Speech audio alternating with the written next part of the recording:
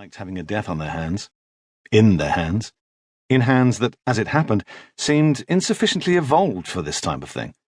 Too close to the ape, his had unsightly knuckle hairs and a deficit of manly dexterity. One's construction disappoints oneself. Plus, this would be an unforgivable death, which was worse.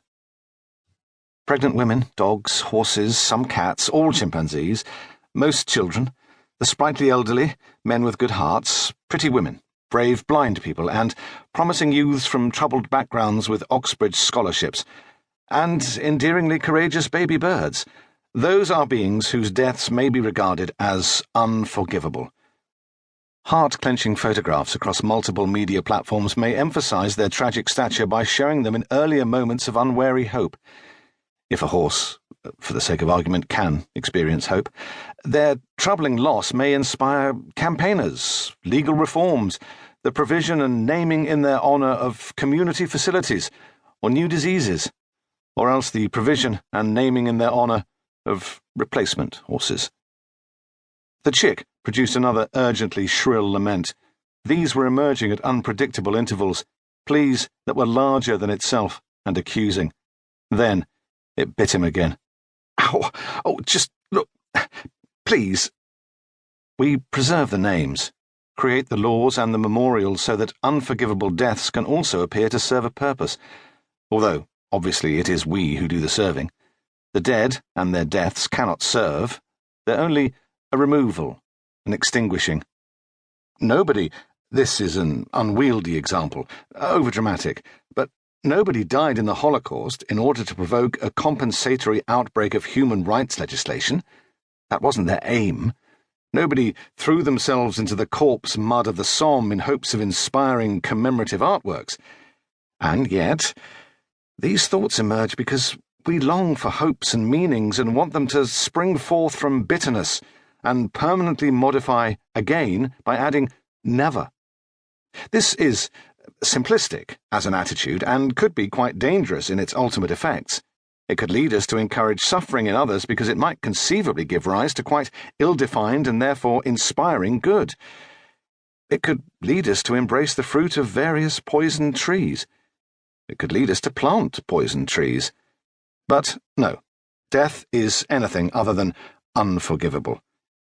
I would have to be morally bankrupt to suggest there was such a thing as forgivable death. And I am not morally bankrupt. Not entirely.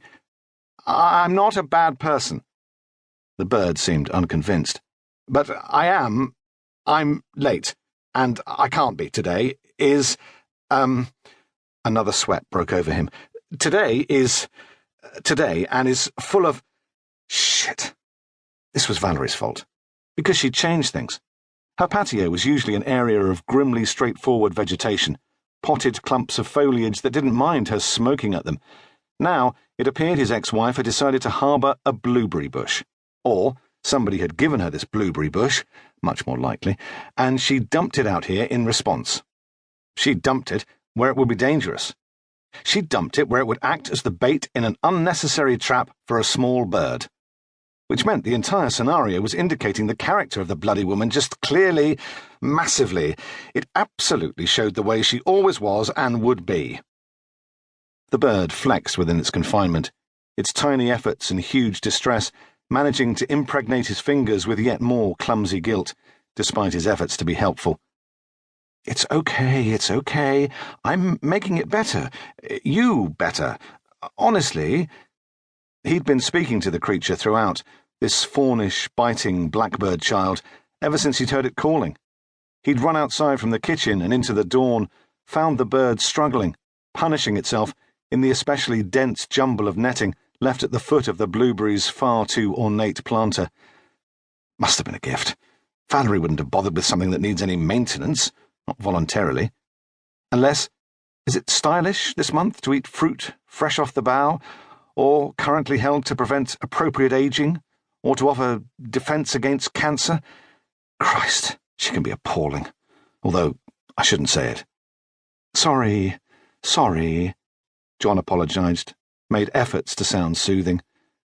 I do realise I ought to hate less. In general, in my wider life,